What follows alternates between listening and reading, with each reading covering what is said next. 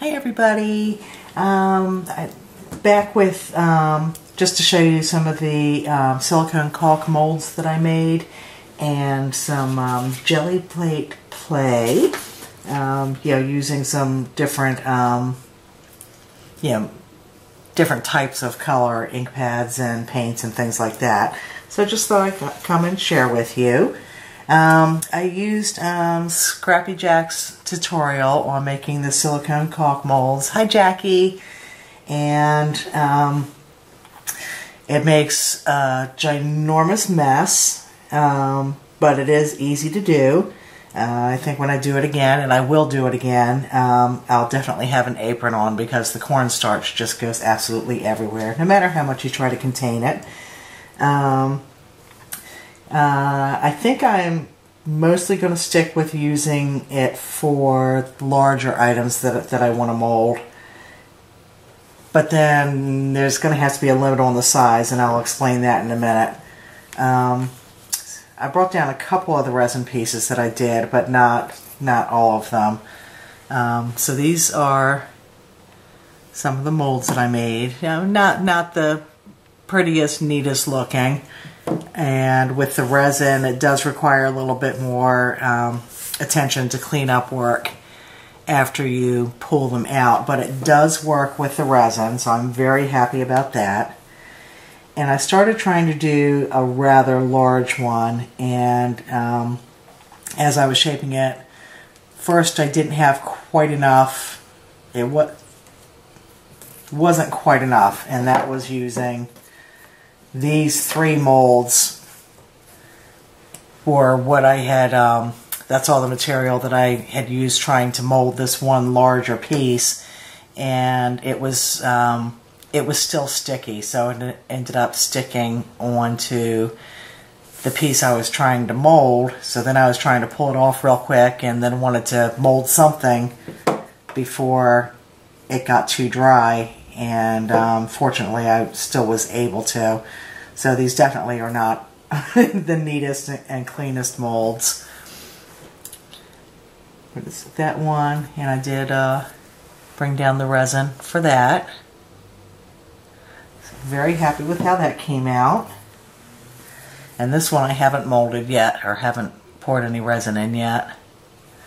Like I said, they're not the cleanest, prettiest things, nice and neat, but they do work. And then with this heart one, that's the resin, and there's definitely some cleanup work on that needs to be done, and which is easy to do. Is just take an emery board and file down where you need to file down. And then this was actually 3 different roses that I put in there, and there's the middle size rose piece resin. And then this was a little pair of angel earrings. Earrings. I guess I'm going hunting wabbits today. So, and those need a little bit more cleanup work too. But all in all, I was happy with how it worked out, and I'm sure I'll be using it more, especially if I need a mold pretty quickly, and I can't get the amazing mold putty that I like so well locally, so I do have to order it online. So if I need something quickly and don't want to have to wait for it, I've got the stuff to go ahead and make what I need. So thank you Jackie for doing that tutorial, and I'll definitely be playing with it some more, and hopefully my molds will get a little bit neater. And that is one of the things I really like about the Amazing Mold Putty is you do get nice clean molds out of it. But this is definitely more cost effective. And then for the jelly plate, I did several with acrylic paints, but I'm not a big fan of the acrylic paint, and maybe I just have to turn off the ceiling fan in my room because it just dries way too quickly for me. So it's hard to get good multiple layers and ghost prints. And, you know, these are pieces that I'll probably be ending up cutting up. And I've been using all kinds of things, you know, to get imaging in. I've been using my my embossing plates. I have actually cut out a bunch of my dies and have been using them for masks and stencils. Let's see, I used just regular stencils, some embossed pieces of cardstock. So all kinds of things that can be used, and these are just playing around, you know, not trying to accomplish anything specific, but just to have a play. And these are things that I'll be able to cut up and tear up, and, you know, use in my art journal. And I would, if I made cards, I would say as backgrounds for cards, but since I only make Christmas cards, that's not going to happen.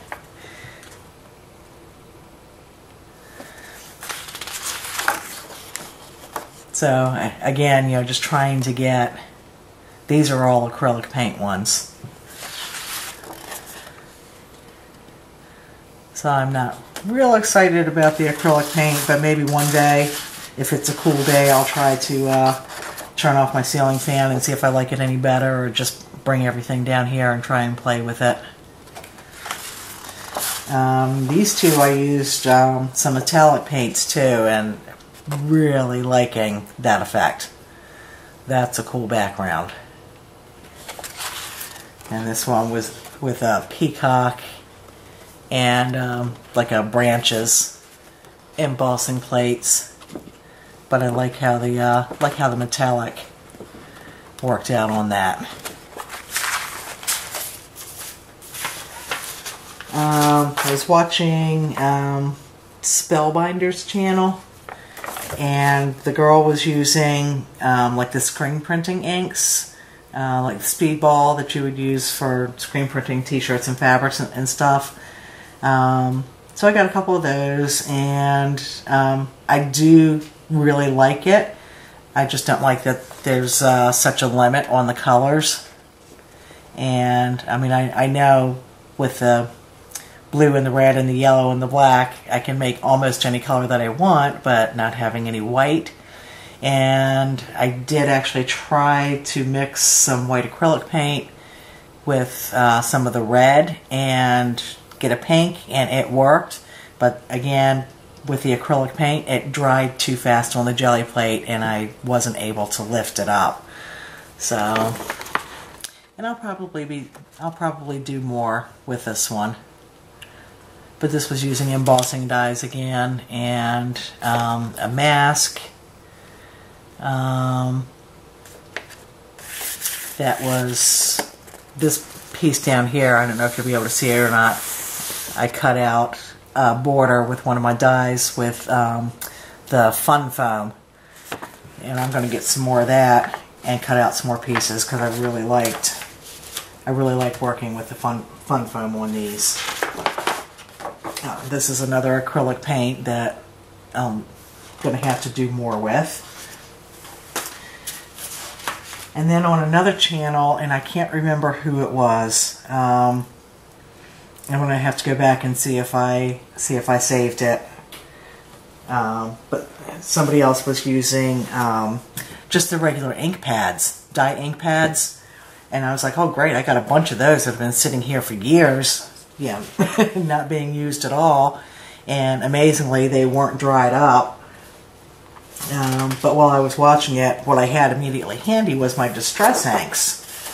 So I decided to try those out, and I really like the effect of the distress inks, especially with the rubber stamps, which all the black parts on this are. And I just thought that was really cool. Oh, and the rusty colored things are rubber stamps also. So I thought that was pretty cool. Definitely going to play some more with that. Yeah, this is another acrylic paint one that I just kept going over and over doing stuff because I just wasn't liking it, but I think I'll cut pieces out of that to use. So then I went to the regular dye inks. This one is the negative, using stencils and masks. And then this one is the ghost. And I'm really liking using the ink pads for color. It's an awesome option when the acrylic paints just aren't doing it. And I also, my sister had gotten me for Christmas what's called shadow ink. And I can't remember who makes it, but it was really, really cool. So I did this one first.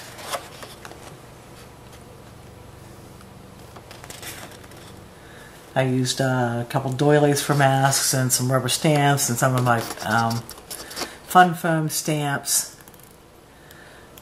Leaves were cut out of chipboard. So I thought that was kind of cool. But then when I pulled up the ghost print, I was like, hot damn, on to something now. So I will seriously be playing with those, the shadow inks more. I mean, look at the detail from the paper doilies, which didn't come up on the first print.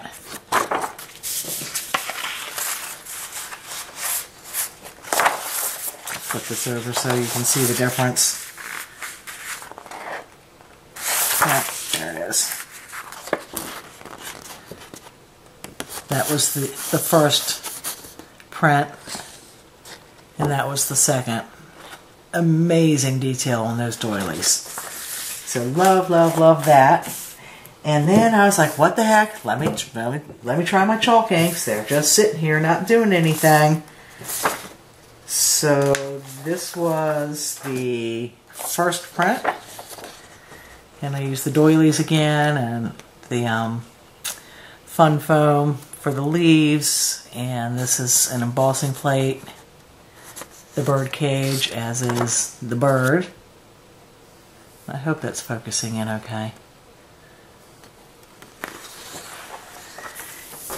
And then I did the ghost print.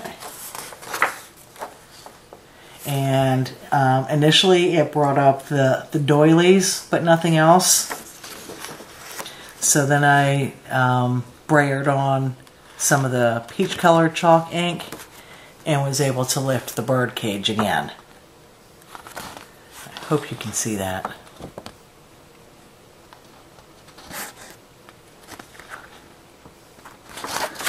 Some major fun with the Gelli plate, and I'm going to continue to experiment with it and play with it and see what works and what doesn't. But I hope some of that was useful information to you. I did go ahead in spring and purchase the 8x10 Gelli plate because the homemade one, yes, it worked, but one, I can't keep it refrigerated. I just don't have room in my refrigerator for it. And two, just having to remelt it down and wait for it to firm up again is just too much maintenance for me. So I did learn from it that yes, I do have an interest in doing it. So it was a good first step to decide if I wanted to actually purchase the Gelli plate or not. So I was glad that I did it, and now I'm glad I made the purchase. And there's all kinds of fun ahead with that. So that's what I've been doing in my little bits of spare time to keep myself sane during a busy time at work. And thank you all so much for watching. Appreciate your comments. Hi, and welcome to all my new subscribers. I really appreciate you joining in. And thank you to all of you who continue to watch and comment. I really do appreciate it. And hopefully I will see you all soon. Till then, take care. Bye-bye.